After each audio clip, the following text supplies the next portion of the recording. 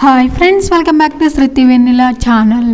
మనం చెప్పుకుంటున్నాము ధ్యేయం కథ 12వ భాగం.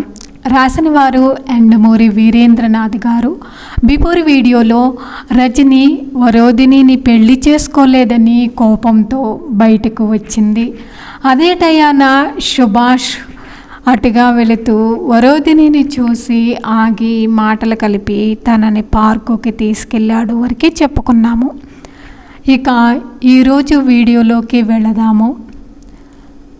ఇద్దరు కలిసి పార్కుకి వెళ్ళిన తర్వాత వరోధిని ఫ్లాష్ బ్యాక్ చెప్పాలా వద్దా అని ఆలోచిస్తుంది.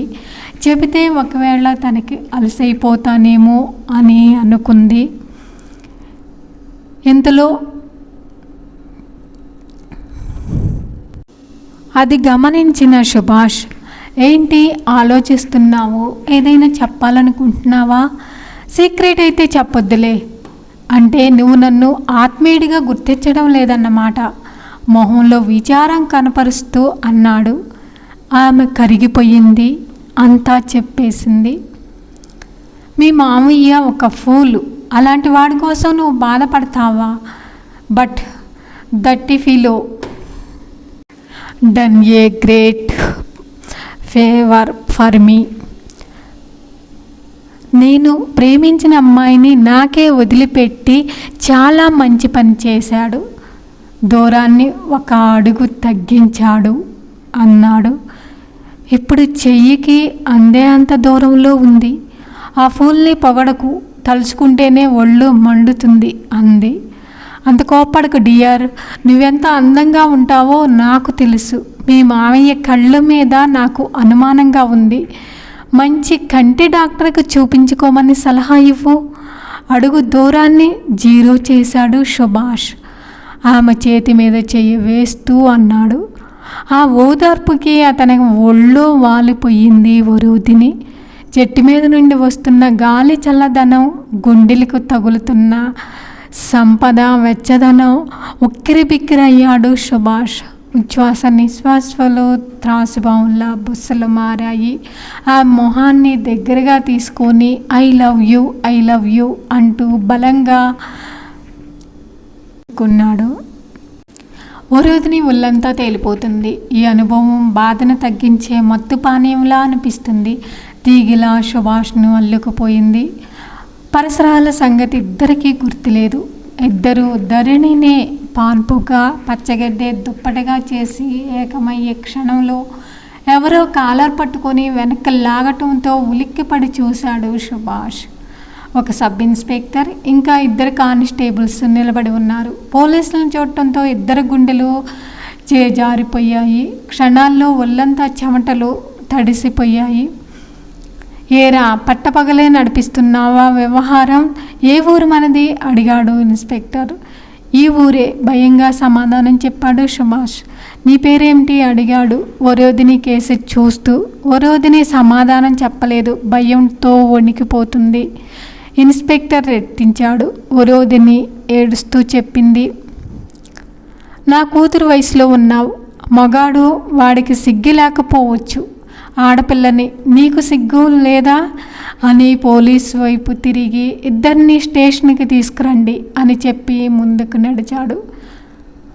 విహారం కోసం వచ్చి వెళ్ళిపోవలసిన ఇందిరా పార్కు ఇలాంటి వ్యవహారాలకు నిలయంగా మారిందన్న గొడవ కొద్ది సంవత్సరాల క్రితం వచ్చింది. అప్పటి నుంచి పోలీసులు పెట్రోలింగ్ జరుగుతుంది. ఆ విషయం సుభాష్కి తెలియదు. గబగబా ముందుకు నడిచి ఇన్స్పెక్టర్ని చేరుకొని, ఇది తీసుకోండి సార్ అంటూ పర్సులో నుంచి 100 రూపాయల నోటు అందించబోయాడు. చాచి లెంపకాయ కొట్టాడు ఇన్స్పెక్టర్. పిచ్చి పిచ్చి వేషాలు వేయకు. మీ ఇద్దరూ మీ అడ్రస్లు ఇవ్వండి అన్నాడు. సారీ సార్, చాలా తప్పైపోయింది. మమ్మల్ని క్షమించి వదిలేయండి చెప్పింది వరోధిని. కంగారులో మెదడు పని చేయడం లేదు. ఇప్పుడు వదిలేస్తే ఆ తప్పు మీరు మళ్ళీ చేస్తారు. పోలీస్ స్టేషన్ లాకప్లో ఒకరోజు పడేసి కేసు బుక్ చేస్తే జీవితంలో మళ్ళీ ఆ పని చెయ్యరు అంటూ గేట్ బయట ఆగి ఉన్న జీపు వైపు నడిచాడు ఇన్స్పెక్టర్. వెనకే ఆ ఇద్దరు అదురుతున్న గుండెలతో అనుసరించారు. కానిస్టేబుల్ వీళ్లను చూస్తూ ఎక్కండి అన్నాడు జీపు దగ్గరకు చేరుకున్నాక. కంపించే కాళ్ళతో ఇద్దరూ జీప్ ఎక్కారు. జీప్ స్టేషన్ ముందు ఆగగానే కానిస్టేబుల్ వీళ్ళని బయట నుంచోపెట్టి లోపలికి వెళ్ళాడు. వరోధిని పోలీస్ స్టేషన్ ఆవరణంలో అడుగు పెట్టడం అదే మొదటిసారి. భయంగా చూస్తుంది ఆ పరిసరాలని. సుభాష్ లోన భయం ఉంది. కాకపోతే ఆడపిల్ల ముందు భయపడలేక, భయాన్ని అదుపులో పెట్టుకోలేక పైకి మేకపోతూ గాంభీర్యాన్ని ప్రదర్శిస్తున్నాడు. కొద్దిసేపటికి లోపల నుండి ఇద్దరిని రమ్మని పిలిపొచ్చింది. భయంగానే లోపల అడుగు పెట్టారు. ఇన్స్పెక్టర్ ముందుకు వెళ్ళి నించున్నారు. ఆయన తన టోపీ తీసి టేబుల్ మీద పెడుతూ, చెప్పరా, ఎక్కడి నుండి కొట్టుకొచ్చావు ఈ అమ్మాయిని అడిగాడు. సుభాష్ సమాధానం చెప్పకుండా తల దించుకున్నాడు. ఇన్స్పెక్టర్ లాఠీని అతని గడ్డం కింద ఆనిచ్చి ముఖాన్ని లేవనెత్తి, సరే అయితే ఇద్దరిని ప్రాసిక్యూషన్ కేసు కింద బుక్ చేయమంటావా అన్నాడు. వరోధిని అరచేతిలో చెమట పట్టసాగింది. కదిలిస్తే ఏడ్చే అంత ఉందామా? స్పృహ తప్పేలా ఉంది. ఈ విషయం తండ్రికి తెలిస్తే ఆ పైన మరీ ఊహించుకోలేకపోయింది. అతను తలెత్తి సారీ ఈ ఒక్కసారికి వదిలేయండి అన్నాడు. నో, మీలాంటి వాళ్ళని వదిలేస్తే మిమ్మల్ని చూసి మరో కొంతమంది తయారవుతారు అన్నాడు ఇన్స్పెక్టర్. మరోసారి మేము అసలు కలుసుకోం సార్, ఈ ఒక్కసారికి వదిలేయండి ప్లీజ్, సుభాష్ ప్రాధేయపడ్డాడు. ఇన్స్పెక్టర్ వినలేదు. మా నాన్నగారు మున్సిపల్ కౌన్సిలర్ అన్నాడు చివరాస్త్రంగా. ఆ మాటలకి ఇన్స్పెక్టర్ ముఖంలో మార్పు వచ్చింది. కొంచెం ఆగి సావలోచనంగా, నిన్ను వదిలేయాలంటే ఒకే ఒక్క అవకాశం ఉంది. ఈ అమ్మాయి వేశ్య అని పక్షంలో అని మళ్ళీ ఆగి అన్నట్టు, ఈ అమ్మాయిని నీ గర్ల్ ఫ్రెండా లేక నిన్ను చూసి సైగ చేసి రమ్మందా అని అడిగాడు. నిజం చెప్పలేకపోతే మైనర్ బాలికని తీసుకొచ్చి రేప్ చేయబోయాడని బొక్కలో తోయేస్తానన్నట్టు. ఆ అమ్మాయి నీ వయసు ఎంత? వరోధిని వైపు తిరిగి అన్నాడు. 17 కళ్ళ నీళ్లతో సమాధానం ఇచ్చింది వరోధిని. అంటే మైనర్ అన్న మాట 12 ఏళ్లకే తగ్గదు శిక్ష అన్నట్టు. ఈ అమ్మాయిని ఎత్తుకొచ్చావా లేక ఈ అమ్మాయి నిన్ను చూసి చేయి చాపిందా? నిజం చెప్పు. మొదట నిజమైతే నీకు శిక్ష పడుతుంది, లేక ఈ అమ్మాయి నిన్ను చెయ్యి ఊపిరమ్మంటే మాత్రం కౌన్సిలర్ కొడుకునంటున్నావు కాబట్టి నిన్ను మాత్రం వదిలిపెట్టేస్తాను అన్నాడు. ఇన్స్పెక్టర్ మాటలు వింటూ దొరికిందో లేక త్వరగా బయటపడాలన్న ఆత్రతో మొత్తానికి అబద్ధం ఆడాడు. నిజంగా నాకేం తెలియదు సార్, నేను రోడ్డు వెంట వెళ్తుంటే ఈ అమ్మాయే చెయ్యి ఊపి పిలిచింది సార్ అన్నాడు. నెత్తి మీద పిడుగు పడినట్టు అనిపించింది వరోధినికి. భూమి నిలువుగా చీలిపోయినట్టు కనిపించింది. ఒక్కసారిగా బిగ్గరగా అరిచింది. నో, ఇతడు అబద్ధం ఆడుతున్నాడు, నేను అలాంటి దాన్ని కాదు, నన్ను నమ్మండి అంది. ఇన్స్పెక్టర్ ఆమెను ఆగమన్నట్టు చేత్తో సైగ చేసి, అంటే ఈ అమ్మాయి వేశ్య అంటావు అంతేగా అన్నాడు. ఎస్ సార్, ఖచ్చితంగా చెప్పాడు సుభాష్. వరోధినికి ఒక్కసారిగా అతని మీద పడి గొంతు పిసికేయాలన్నంత ఆవేశం వచ్చింది. యూ బాస్టర్డ్ అంటూ పరిసరాలను కూడా గమనించకుండా అతని మీదకు ఉరకబోయింది. ఇన్స్పెక్టర్ ఆమెను చూసి స్టాప్ దేర్ అన్నాడు. ఆమె చప్పున స్పృహలోకి వచ్చినట్టు అలాగే ఆగిపోయింది. ఆయన సుభాష్ వైపు తిరిగి నవ్ యూ కెన్ గో అన్నాడు. సుభాష్ సంతోషంగా థ్యాంక్ యూ చెప్పి కనీసం ఆమె వైపు కూడా చూడకుండా వెళ్ళిపోయాడు బయటికి. ఆమె అతను వెళ్ళిపోయిన వైపు నిస్సహాయంగా చూస్తూ, అతను అబద్ధం చెప్పాడు సార్, మాయ మాటలు చెప్పి నన్ను అక్కడికి అతనే తీసుకువెళ్ళాడు సార్, సారీ ప్లీజ్, నాకేం తెలీదు, నేను అలాంటి దాన్ని కాదు, నన్ను వదిలేయండి అంది.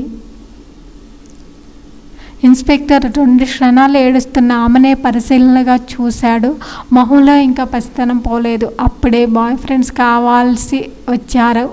ఇలాంటి అమాయకురాళ్ళు ఉన్నంతకాలం అలాంటి కుర్రోళ్ళు చెలరేగిపోతూనే ఉంటారు అనుకున్నాడు వేదనగా.